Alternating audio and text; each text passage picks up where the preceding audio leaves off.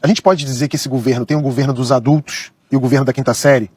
Esse governo da quinta série é o núcleo duro ali dos Bolsonaro, arrumando treta atrás de treta e com assuntos às vezes mais periféricos e que não se referem, por exemplo, à economia, à infraestrutura. Em relação ao caráter infantil, eu convivi bastante de perto ali. E há um nível de imaturidade por parte dos filhos muito grande, porque nunca trabalharam, nunca disputaram um emprego, não sabem como é lidar com um colega de trabalho, o medo de perder o emprego, tem um chefe rigoroso muitas vezes em cima. Então eles entraram para a política muito jovens e ali se mantiveram sem... Então há uma imaturidade muito grande. Pessoal, abrindo o vídeo desse sábado, dia 23 de julho, me chamou a atenção essa matéria da história, é muito boa, viu? Eleitores de Bolsonaro têm uma compreensão limitada da realidade. Então, Felipe Machado, que é o autor desse texto, diz o seguinte: há 3 tipos de eleitores que vão votar em Jair Bolsonaro em outubro. A primeira turma é dos fracassados, que veem neles um sucesso de um igual. Conheço vários e todos acreditam que a sociedade lhes deve algo a mais do que tem. Há também, aí é o segundo tipo, as pessoas de má fé, gente ruim mesmo, como aquele empresário bolsonarista que acha que a solução do Brasil é ter mais desigualdade. Ele faz referência a uma reportagem da Folha de São Paulo dessa semana que mostra que o empresário que apresentou o Guedes ao Bolsonaro em 2018, ele deu uma entrevista dizendo que a solução para o Brasil é ter mais desigualdade social. Bem, voltando aqui ao texto do Felipe Machado, ele fala do terceiro grupo, as pessoas de baixa capacidade cognitiva de compreensão limitada da realidade. E aí ele vai se debruçar sobre essas pessoas, sobre esse terceiro grupo. E aí ele diz assim, para contextualizar melhor o assunto, ele cita aquele caso do PCC, né, do sujeito que é membro do PCC, tem 16 condenações criminais e conseguiu comprar os fuzis e todo o armamento com essas normas que o Bolsonaro criou, né, de facilitação. Bem, eu vou colocar, para quem não conhece esse caso, colocar rapidinho a matéria de ontem do JN e aí eu volto aqui para terminar de comentar esse texto. O presidente Jair Bolsonaro, que defende a flexibilização do acesso a armas, já editou 17 decretos e 19 portarias com essa finalidade. Entre os documentos exigidos pelo Exército para um cidadão conseguir o registro de caçador, atirador desportivo e colecionador, está uma declaração de idoneidade, que pode ser em primeira pessoa, simples assim. Eu, fulano de tal, documento tal, declaro que possuo bons antecedentes e não respondo a nenhum inquérito policial ou processo criminal.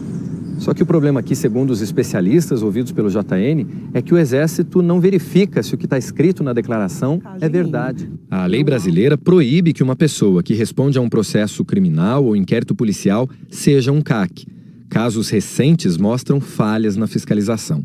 Este mês, em Uberaba, Minas Gerais, a Polícia Federal apreendeu armas de um suspeito de pertencer a uma facção criminosa.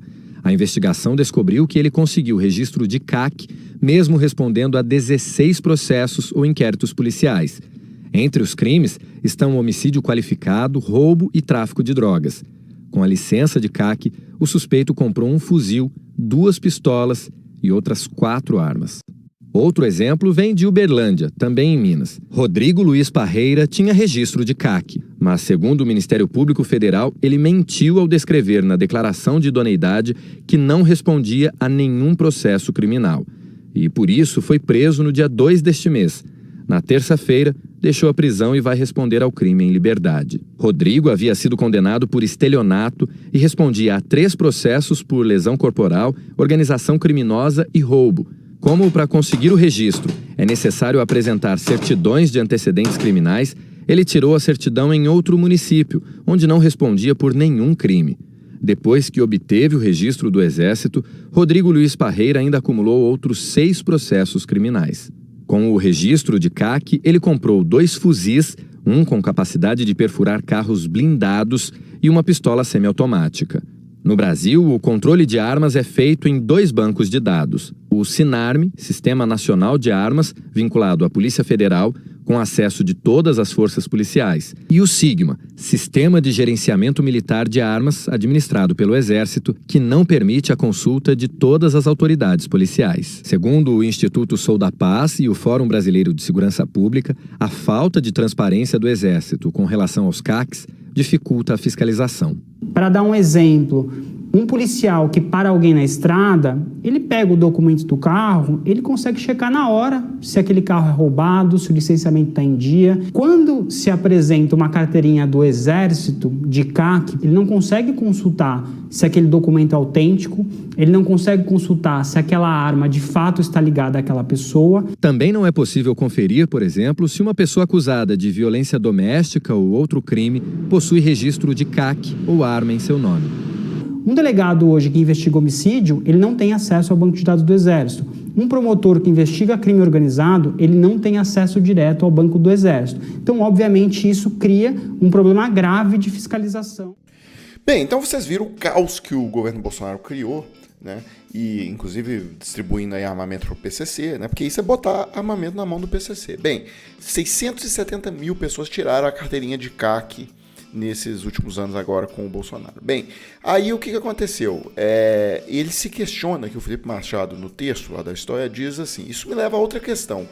Como uma instituição que não consegue sequer impedir um bandido de comprar um fuzil pode acreditar que tem condições de dar palpites numa eleição presidencial, que no caso é as Forças Armadas.